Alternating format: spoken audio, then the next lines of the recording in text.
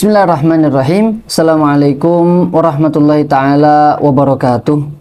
Pemirsa channel YouTube MZT Malang Raya dimanapun Anda berada, kembali lagi bersama kami dalam kajian playlist kisah sahabat baginda Nabi Muhammad Sallallahu Alaihi Wasallam.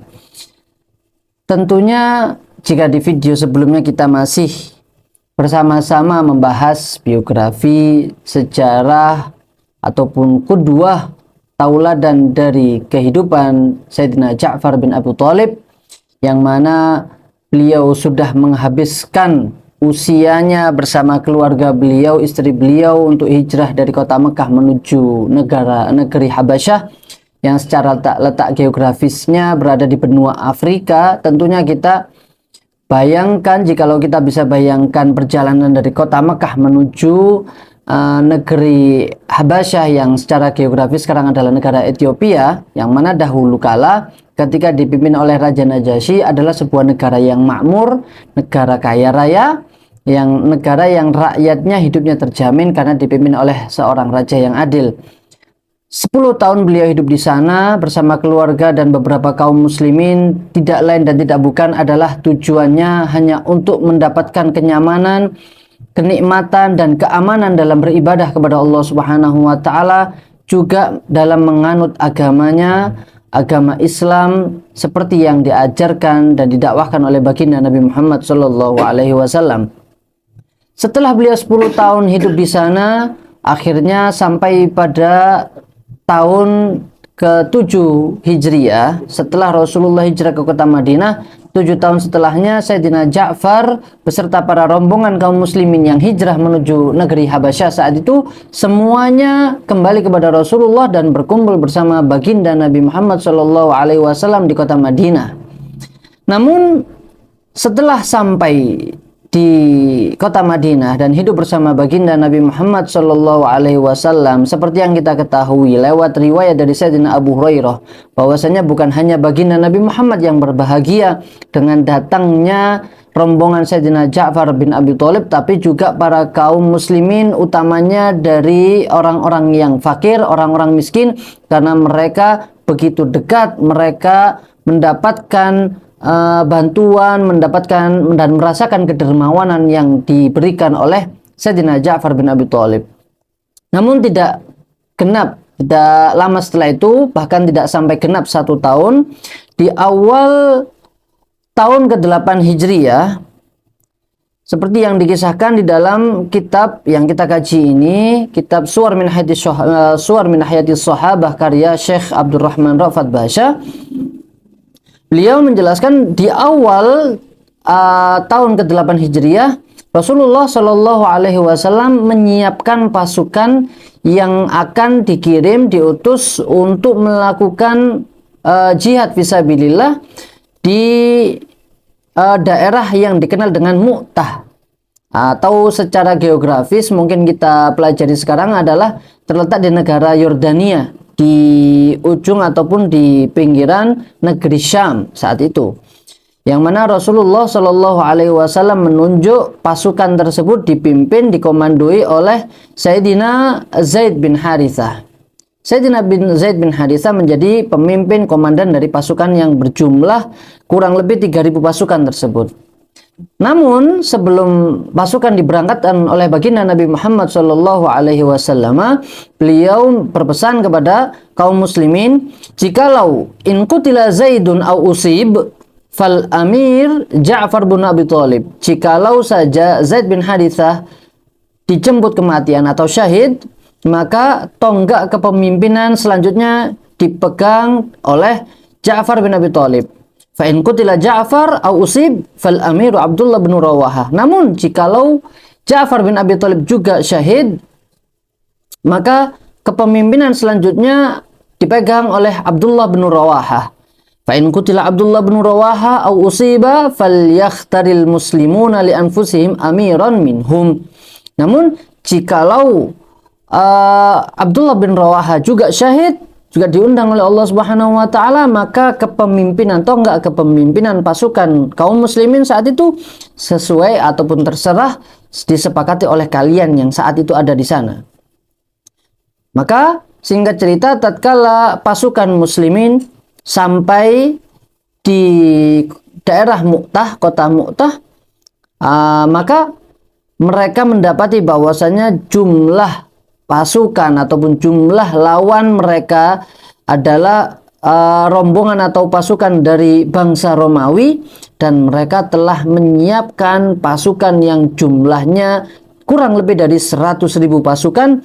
Dan tidak berhenti di situ, mereka juga dibantu bersiap siaga di belakang mereka 100.000 pasukan lainnya, bantuan dari bangsa Nasrani, kaum Nasrani Arab, gabungan dari kabilah Lakhmin dan kabilah Juzam dan kabilah Quda'ah dan lain sebagainya, dan suku-suku sekitar yang mereka bergabung bersekutu untuk melawan kaum muslimin. Adapun pasukan muslim yang disiapkan oleh Rasulullah hanyalah berjumlah 3.000 pasukan kurang lebih. Tetapi sama sekali kaum muslimin tidak memiliki rasa takut dan tidak sedikit pun merasa gentar dalam diri mereka menghadapi puluhan kali lipat jumlah yang akan dihadapi, jumlah lawan yang akan mereka hadapi. Sehingga terjadilah pertempuran yang sangat sengit, luar biasa. Wa ma innil taqal jam'ani wa darat rahal ma'rakah hatta kharra Zaid bin Harithata sari'an muqbilan ghaira mudbir. Sehingga komandan mereka, komandan kaum muslim yang saat itu masih dikomandoi oleh Sayyidina Zaid bin Harithah, beliau pontang-panting sana kemari menghunus pedangnya menerjang kaum musyrikin.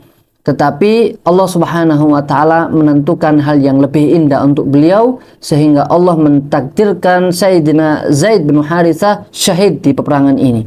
Sehingga melihat hal tersebut, Sayyidina Ja'far bin Abi Thalib yang diberikan pesan, diberikan mandat oleh Rasulullah ketika komando pertama gugur di medan perang, maka tonggak kepemimpinan selanjutnya dipegang oleh Sayyidina Ja'far bin Abi Thalib. Sehingga beliau pun turun dari kudanya mengambil bendera, mengambil panji kaum muslimin, sehingga bendera kaum muslimin tidak sampai jatuh ke tanah. Beliau menaiki kudanya dan menghunuskan berperang, masuk merangsek ke dalam barisan kaum musyrikin, menghancurkan puluhan pasukan lawan dari kaum bangsa Romawi.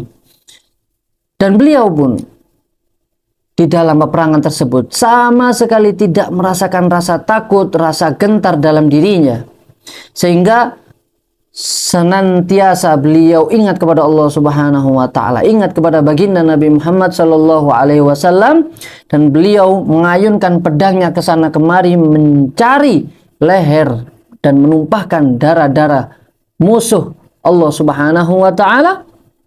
Seraya beliau mendendangkan qasidah, beliau membacakan syair untuk menyemangati diri beliau, ya habbadzal jannatu waqtirabuha tayyibatun wa baridun syarabuha. Wahai surga yang sudah ada di depan mataku, engkau semakin dekat, baumu sudah tercium wangi, wa baridun syarabuha, dan aku sudah merasakan air yang akan menghilangkan rasa dahagaku pada saat ini. Warumu rumun qaddana azabuha kafiratun ba'idatun ansabuha. Bangsa Romawi, wahai kaum Romawi, sekarang saat ini telah dekat azab kepada kalian, siksaan untukmu sudah mendekat. Kafiratun ba'idatun ansabuha, kalian adalah orang-orang kafir yang jauh dari kebaikan dan kalian akan dijauhkan oleh Allah Subhanahu wa taala. Alayya idlaqaituha dirabuha, dan aku akan siap menghancurkan kalian semuanya dengan hunusan pedangku dan ayunan tanganku. Wa dhalla yajulu fi sufufil a'da, beliau terus merangsek ke dalam barisan kaum Romawi tanpa merasa gentar sedikit pun, mengayunkan pedangnya ke sana kemari, sampai akhirnya beliau pun mendapatkan serangan, dan serangan tersebut sampai mematahkan ataupun memutuskan tangan beliau yang sebelah kanan. Hatta asabaduhu darbatun qat'at yaminahu, tangan kanan beliau yang memegang pedang terpotong oleh ayunan dari puluhan kaum Romawi yang menyerang beliau. Fa'akhadha ar-rayata bishimalihi, sehingga beliau mengamankan bendera panji kaum muslimin dengan tangan kiri beliau. Dan beliau pun juga dalam keadaan naik kuda dengan kekuatan dan semangat yang luar biasa ada pada diri beliau. Fama labitha an asabathu ukhra qata'at shimalhu.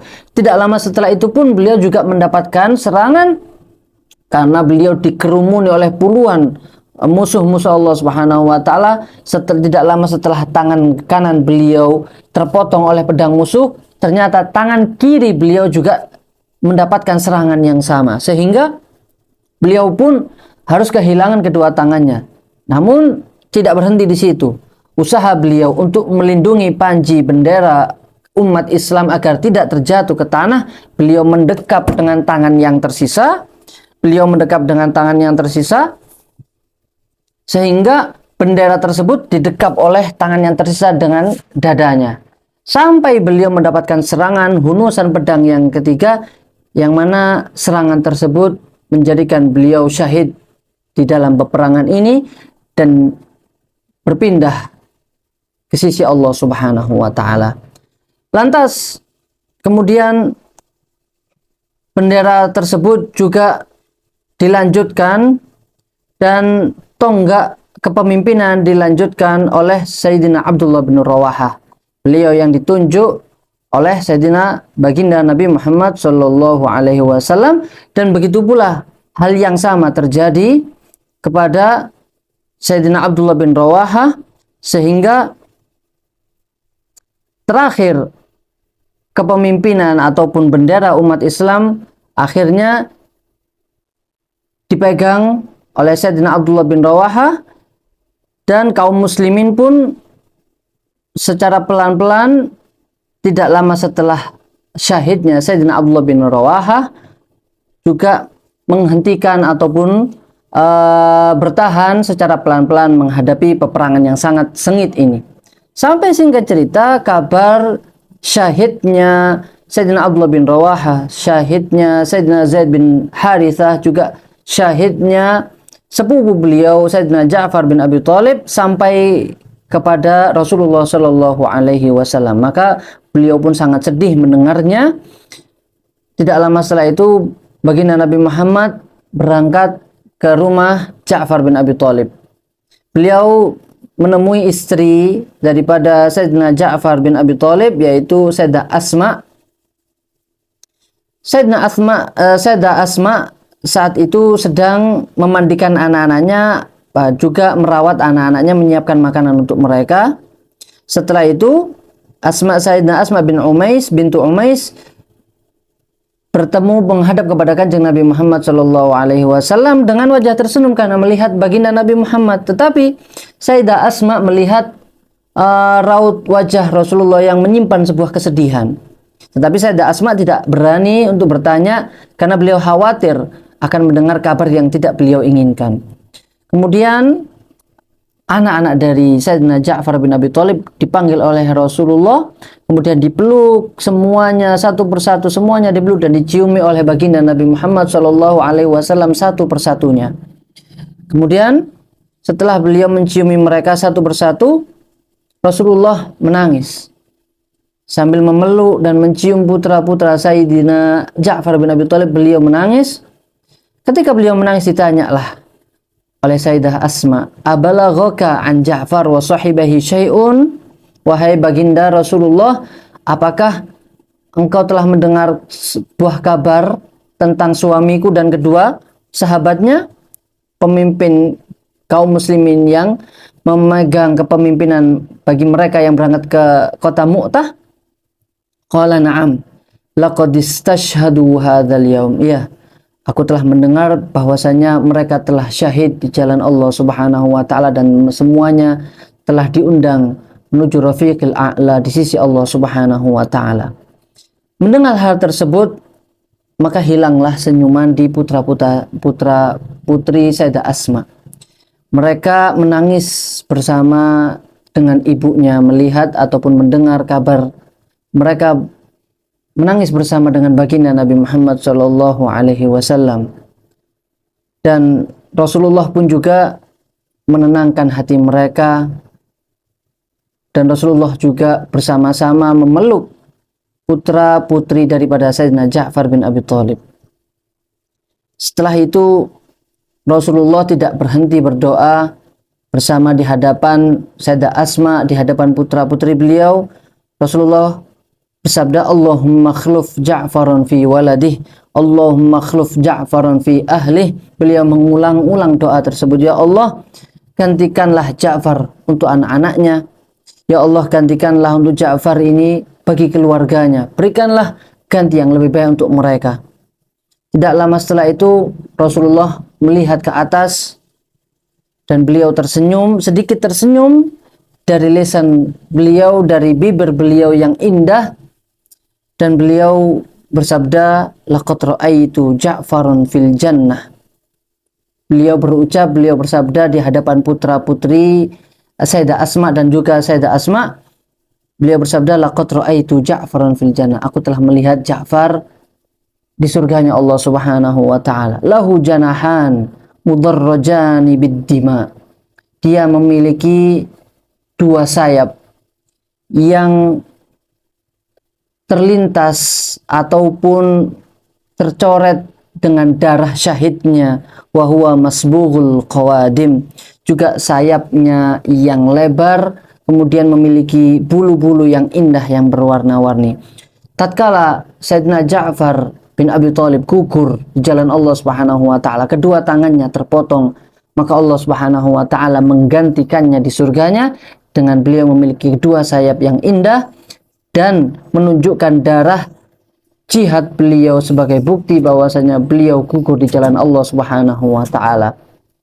Itulah tadi bagaimana kegigihan Sayyidina Ja'far bin Abi Thalib dalam membela panji Islam, perjuangan beliau demi menegakkan agama Islam, berkhidmah bagi Islam di jalan Allah Subhanahu wa taala. Pantas sekali kita tiru, kita contoh semangat beliau.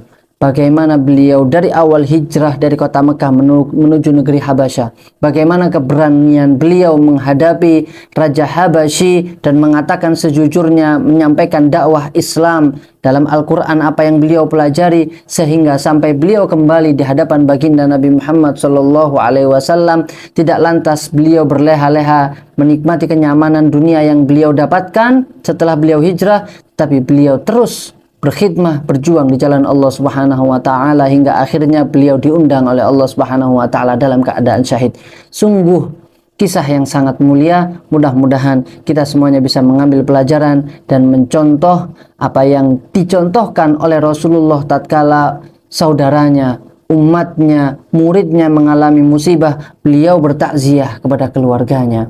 Beliau bertakziah, menyenangkan, membesarkan hati keluarganya. Dan mudah-mudahan kita semuanya mendapatkan berkah dari sahabat-sahabat baginda Nabi Muhammad SAW yang semuanya bersumber dari baginda Nabi Muhammad SAW. Berkah kita mempelajari kisah-kisah beliau, dan mudah-mudahan puncaknya kita dikumpulkan bersama mereka, para sahabat baginda Nabi Muhammad, dengan baginda Rasulullah sallallahu alaihi wasallam. Allahumma sa'ana alaihi tuklan. Assalamualaikum warahmatullahi wabarakatuh.